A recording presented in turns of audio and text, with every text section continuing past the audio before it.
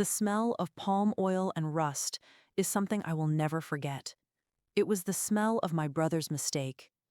I watched from the doorway of his room as Emeka, my proud traditional older brother, held his finger over the old wooden calabash. A single drop of blood fell from his fingertip, striking the pool of rich red oil with a sound that was too loud in the quiet room. He was smiling, so sure he was doing the right thing, honoring our grandfather, protecting our family. He died 7 days later. The doctors in the city called it a rapid, aggressive septicemia. But I knew what it really was. The calabash had taken its payment. My name is Chika Ogudu. I was the skeptic, the modern one, the last child who wanted to go to university in Lagos and study engineering, not listen to stories about spirits and curses. I am the one who lived to tell this story. When Papa Ogudu died, the air in our village in Ebonyi State grew thick and heavy. He was a man carved from old wood and older secrets, a herbalist whose remedies could mend a broken bone or break a man's fortune, depending on his mood. His funeral was a massive event, but the mourning felt laced with relief. At the reading of his will, amidst the plots of land and money, came my name. To my granddaughter, Chika, I leave the Akwụkwọ Ndụ, the Book of Life. There was a collective intake of breath, then silence. I expected a ledger, an ancient text. Instead, Baba Kamalu, the village elder, carried it in. It was a calabash, about the size of a human head, unnaturally smooth and dark with age. It was sealed shut by a complex web of crimson string and ancient cowrie shells that seemed to watch the room. My father's face paled. My mother clutched her chest. "This is our family's protection," Baba Kamalu said, his voice grave, placing the heavy object in my unwilling hands. It was cold. "It has been passed down for generations. It brings fortune to those who honor it." "And what happens if I don't?" I asked, my voice trembling with defiance I didn't fully feel. Baba Kamalu's eyes narrowed. "The fortune reverses. The crops will fail. The livestock will die. Sickness will find the youngest and the weakest first. You must feed it. You must accept it." That night, the dream came. Papa Ogudu stood at the foot of my bed, not as the frail old man I knew, but as a figure of shadow and power. The smell of his concoctions, bitter herbs and dry earth, filled the room. He leaned close, his voice a dry rustle of leaves.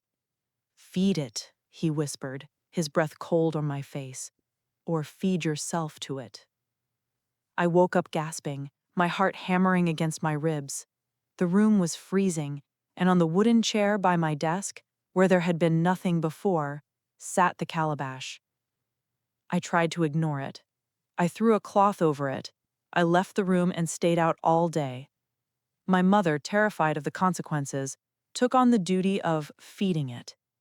Every morning she would place a small offering before it, a handful of ground nuts, a piece of kola nut, a small bowl of bright red palm oil. The calabash just sat there, silent, watching. 3 days after the dream, the first chicken died. It was one of my mother's plumpest hens. It lay on its side in the yard, eyes wide open and clouded, utterly unmarked. The next night, another, and another. A silent, feathery massacre. No rats, no foxes, just death. Emeka confronted me. "Your stubbornness is killing this family, Chika. You see what is happening and you do nothing? You disrespect Papa and our entire lineage." "It's a coincidence, Emeka. They probably ate something poisonous." He looked at me with pity and anger. "You are a child. You understand nothing." That evening I heard him in his room.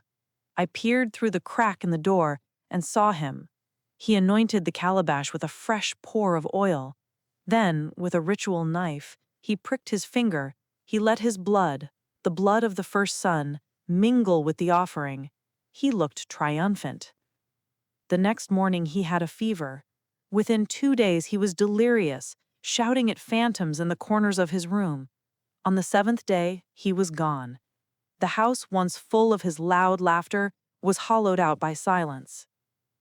The village mourned, but their sympathy was edged with accusation. Their eyes followed me, whispers dying as I passed. There she is, the one who refused the gift, the one who got her brother killed. Grief and terror became a cold knot in my stomach. I took the calabash, my hands shaking with revulsion, and locked it in a metal strongbox my father used for important documents. I wrapped the box in wire and shoved it into the deepest corner of my closet. That night, the scratching began.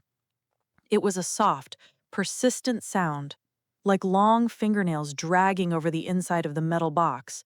Then it changed, becoming a faint rhythmic tap, tap, tap from under my bed.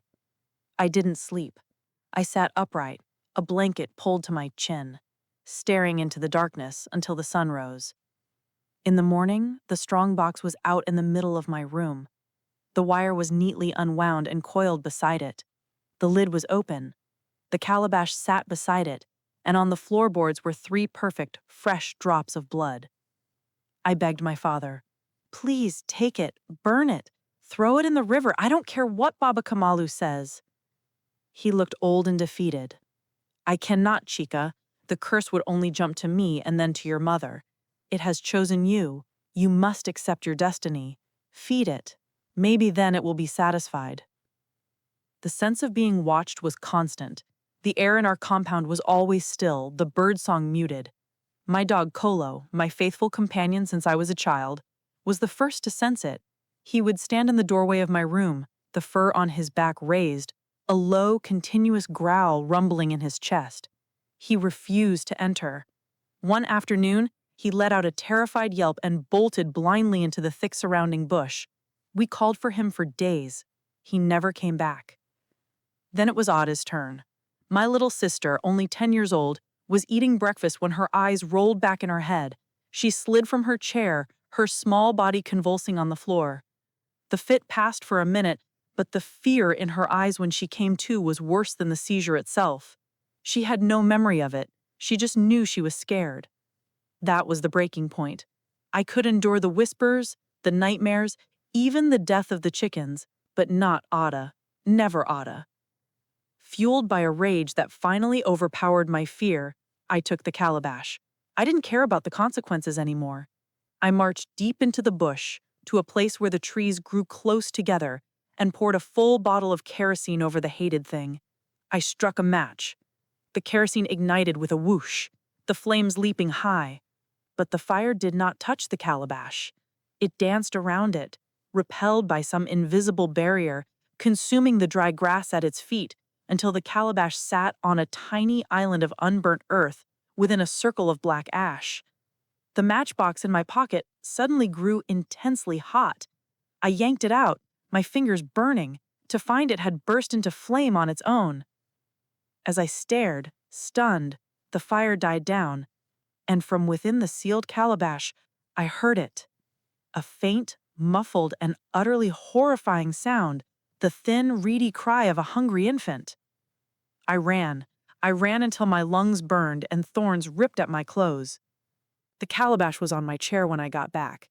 It was always back. The whispers started that night. They weren't audible to anyone else. They lived just inside my ears, in the space between waking and dreaming. "Chika, so hungry, just a taste, a little blood." I stuffed my ears with cotton. I played loud music. Nothing worked. The voice was in my mind, not my ears. I stopped eating. The food tasted like ash. I stopped sleeping. The moment I drifted off, I'd jolt awake, certain something was in the room with me, breathing just out of sync with me. The house began to smell of dust, of decay, of a tomb long sealed and recently opened. My mother, desperate, brought a priest from a nearby town, a young, modern-looking man. He walked into my room, confident, his Bible in hand. He saw the calabash on the chair. His confidence melted away, replaced by a primal fear. He made the sign of the cross, backed out of the room without a word, and drove away. We heard he transferred his parish the next day. I was broken. I was a ghost in my own home. I took my pocket knife, my hand shaking uncontrollably. I was going to do it. I was going to feed it my blood, to give it what it wanted, to save Ada, to save my family from me. But as the blade touched my skin, a clear, cold thought cut through the haze of terror. This is what it wants. This is how it wins. Emeka had fed it, and it had taken him anyway. Feeding it wouldn't end the hunger. It would only make it stronger. I was not accepting a blessing. I was signing a contract written in blood, a contract with terms that could always be changed by the other party. I put the knife down. There had to be another way. If this thing operated on rules, an offer, an acceptance, a payment, then those rules could be broken. I told my parents I was going to the city to seek more help. They just nodded, their spirits crushed. I went to the Central Library in Abakaliki. I spent days there, surrounded by books of folklore, anthropology, and religion. I wasn't looking for how to appease a spirit. I was looking for how to break a covenant. I found fragments, stories from other cultures, other traditions. They spoke of curses that were not broken by force, but by voiding the agreement, by rejection, by sending the energy back to its source. It required clarity, intent, and a ritual not of offering, but of severance. I returned home with a plan. I gathered what I needed: a pure white cloth, water from the stream at dawn, and a single white candle. I went back to the same clearing where I had tried to burn it. The circle of ash was still there. This time, my fear was a cold stone in my belly, but my will was iron. I spread the white cloth on the ground and placed the calabash upon it. I anointed it not with oil, but with the clear, clean water, washing away the grime and the old, sticky offerings. With this water, I wash away all ties. I cleanse this debt. I lit the white candle. With this light, I show you the path away from me and my bloodline. You are not welcome here. Then I stood before it, and I spoke. My voice did not shake. I see you, I began, addressing this silent dark wood. You know what you are. You are not a blessing. You are a parasite. You are given to me, but I reject you. I void this contract. I take back my family's energy. The hunger you feel is not mine to satisfy. The debt you claim is not mine to pay. Your power over us is ended. I break the chain. I send you back to the darkness from whence you came. You have no power here. It is done. For a long moment, nothing happened. The forest was silent. I felt like a fool, standing in a clearing, talking to a gourd. Then the calabash shuddered. A sharp crack split the air. The complex web of red strings tightened, then snapped, whipping through the air like angry snakes. The cowrie shells popped off, pinging as they hit the ground. The lid, sealed for generations, flew open and clattered onto the cloth. A sound erupted from it, a high, piercing shriek of fury that seemed to tear at the air itself.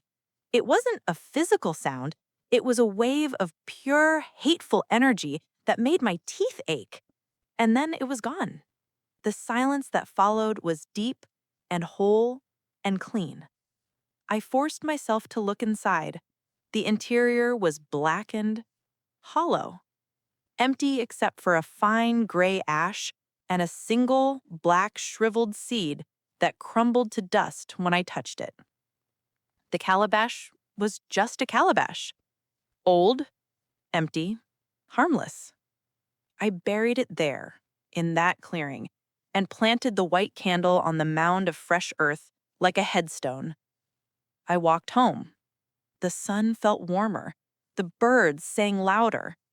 When I arrived Ada was sitting on the front steps, weaving a bracelet. She looked up at me and smiled, a real, bright smile that reached her eyes. She said, "Welcome home, Chika." The shadow was gone.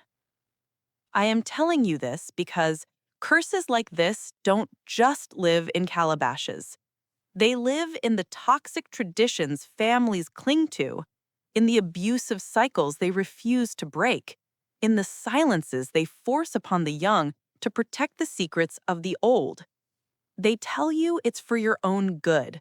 They tell you it's the only way. They use fear to make you complicit in your own imprisonment. Do not believe them. Your greatest power is not in acceptance, but in rejection. Your voice, your will, your refusal to feed the hunger, that is the true magic. That is how you break the chain. Starve the curse. It ends with you.